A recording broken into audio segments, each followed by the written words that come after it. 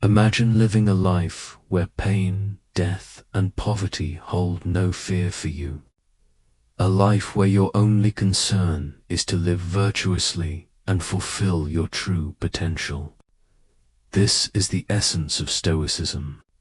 Marcus Aurelius, one of history's most profound Stoic philosophers, is best known for his timeless work, Meditations. The idea of being a great person might sound abstract, but Marcus Aurelius is one of the few who truly earned that title. This isn't a self-help video. It's an exploration of a philosophy that has shaped lives for centuries, and one that can still guide us through the chaos of modern life. Let's step back in time. Marcus Aurelius ruled as Roman emperor from 161 to 180 AD. He was the last of the 5 so-called good emperors during the Pax Romana, a time of remarkable peace and stability across the empire. Yet, that peace ended with his death. During his reign, Marcus faced relentless challenges, wars against Germanic tribes, and the devastating Antonine Plague that shook the empire to its core. As emperor, he was the most powerful man alive. The Romans believed the empire was the center of the known world, and he stood at its peak. Marcus could have indulged in anything: wealth, pleasure, or absolute power. The life of a Roman emperor was one of excess: money, sex, wine, and luxury. Every temptation imaginable was within his grasp. No law, no custom, and no consequence could stop him. Yet, despite having it all, Marcus chose a life of restraint, integrity, and virtue. Being good doesn't automatically make someone great. But imagine resisting limitless temptation every single day, not for recognition or reward, but simply because it's the right thing to do. That is greatness. If you or I had that kind of power, could we do the same? Could we resist every desire, knowing we'd face no punishment if we didn't? I know I couldn't live up to his example. In Meditations, his private journal, we see how deeply he lived his philosophy. Divided into 12 parts, this book wasn't written for the public. It was his raw self-talk, his private reflections, his manual for surviving life. Though never meant to be published, Meditations became one of the most powerful and transformative books in history. The best way to grasp its wisdom is to read it yourself, but here, we'll explore a few of its most powerful lessons. Marcus believed in living according to nature, not just trees and animals, but the natural order of the universe itself. A tree grows because it must. A caterpillar becomes a butterfly not for praise, but because that's its nature. Likewise, Marcus believed our duty as humans is to fulfill our highest potential, not to chase wealth or fame, but to be the kindest, most virtuous version of ourselves. To him, unfulfilled potential was the deepest kind of failure. A central Stoic idea is control. You can't control what happens to you, but you can control how you respond. A great person endures adversity and remains virtuous no matter what. Marcus faced evil, betrayal, and chaos, yet he saw even wicked people as part of nature's design. Asking for a world without bad people, he said, is like asking for a vine without thorns. People act wrongly not out of malice, but ignorance. While you can try to teach them, you can't always succeed. Instead, Marcus looked inward, reminding himself of his own faults, He believed judgment was ignorance, that often we don't know the full story. The thief who steals to feed his family isn't evil. You just don't understand. He saw all of us as connected, born for each other. Just as trees bear fruit for animals, and animals die to feed the earth. Helping others is our duty. Failing to do so is the only true failure. Unlike adversity, bad people are part of life. Don't pray for an easy road, Marcus said. Pray for the strength to walk the hard one. When misfortune comes, don't complain, endure, act, persist. What feels like suffering is often an opportunity to rise. Despite immense wealth, Marcus didn't see possessions as evil, only dangerous when they owned you. He enjoyed beauty, but never depended on it. He valued simplicity, knowing that material things don't define virtue. Reflect on what you have, but don't cling to it. If it disappears, remain the same. True value lies in your character, not your possessions. He often contemplated death, viewing it as a natural part of life. To him, death wasn't something to fear. It was simply the completion of nature's cycle. We are born to live well, to be kind, to fulfill our potential, and then to die when nature calls. Death is not the end. It's our final duty. Stoicism, at its core, separates pleasure from true happiness. Money, fame, and power bring temporary satisfaction, but virtue brings peace. True happiness comes from within, from living wisely, justly, courageously, and with self-control. Pain, death, and loss don't frighten a Stoic. Only moral failure does.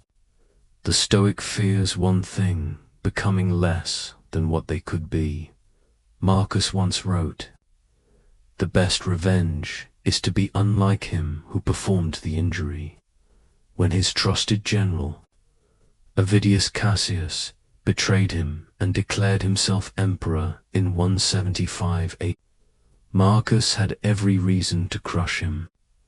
But instead of seeking revenge, he stayed calm, patient, and merciful. He chose to rule his emotions rather than let them rule him. That is Stoicism in action, power guided by virtue, not ego. He ordered his army to march toward the rebels, not to destroy them in rage, but to restore peace without unnecessary cruelty. When Cassius was assassinated by his own men before Marcus even arrived, his reaction revealed everything about his character. Marcus Aurelius did not celebrate his rival's death. He showed mercy to those who had followed Cassius, and even mourned the loss of a man who had once been his friend. He understood that revenge only deepens the wound. Instead, he rose above betrayal, embodying forgiveness over fury. His response became a living lesson in Stoicism, that the best revenge is to be unlike him who performed the injury. By meeting treachery with calm dignity, Marcus Aurelius preserved not just his empire, but his integrity. He showed his contemporaries and generations to come that true power lies not in vengeance, but in virtue. Now, let's reflect on one of his most profound insights. The soul becomes dyed with the color of its thoughts. Despite the storms of his reign, wars on every frontier, a deadly plague, an endless political unrest, Marcus never allowed despair to color his mind. He knew that his thoughts shaped his soul, and his soul shaped his actions. During the long years of the Marcomannic Wars, Marcus lived among his soldiers. He endured the cold, the hunger, and the endless threat of battle. The weight of leadership could have crushed him. Yet, instead of giving in to fear or bitterness, he cultivated a mindset of patience, courage, and calm each day. He wrote in his journal reflections that would later become meditations. Through self-examination, he reminded himself of life's impermanence, the value of every moment, and the strength found in virtue. His daily practice dyed his soul with the colors of wisdom and resilience. It was this inner discipline that allowed him to lead his troops with fairness and composure. His calm presence inspired everyone around him. This moment in his life shows how profoundly our thoughts shape who we are.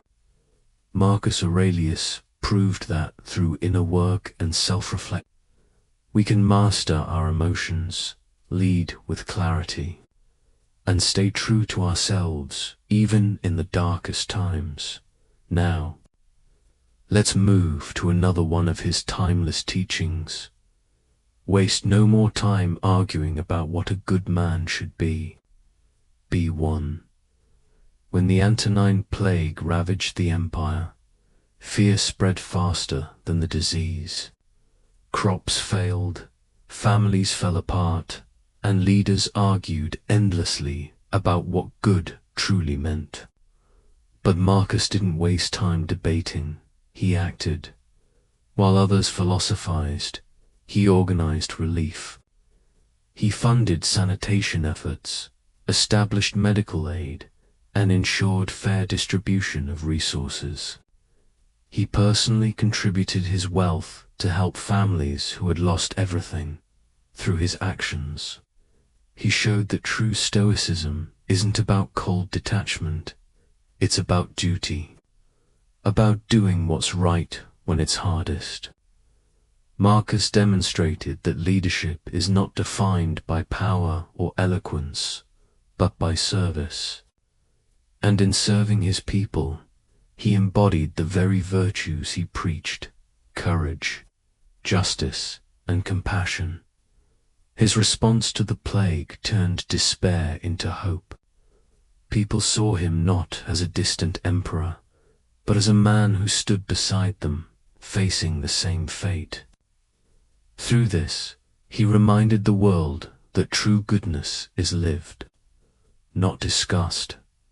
And now, one of his most beautiful thoughts: when you arise in the morning, think of what a privilege it is to be alive, to think, to enjoy, to love. Picture Marcus waking in his tent on a cold, misty morning.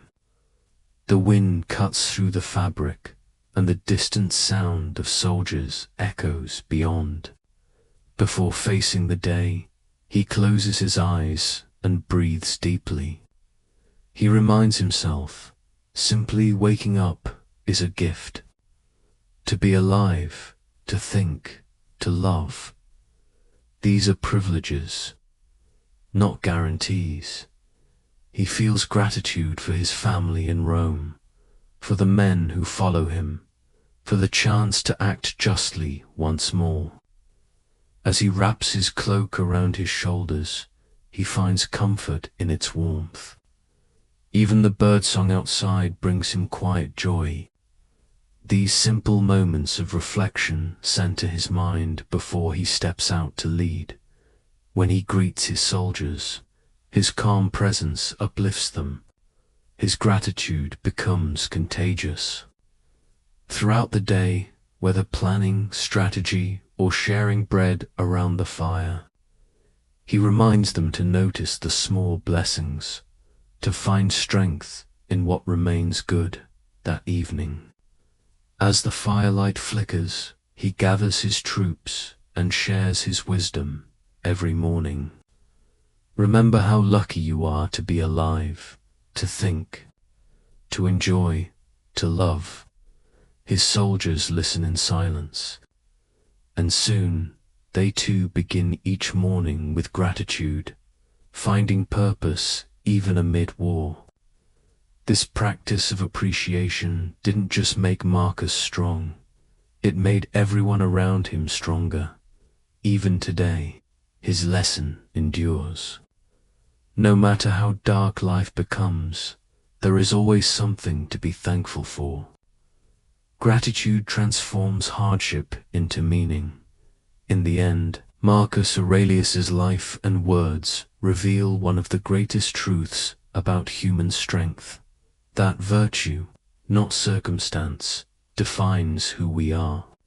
By focusing on what we can control, by acting with courage, wisdom, and love, we too can live a life worthy of remembrance. If his philosophy resonates with you, take a moment to reflect. Live by his example. Be strong, be kind, be good.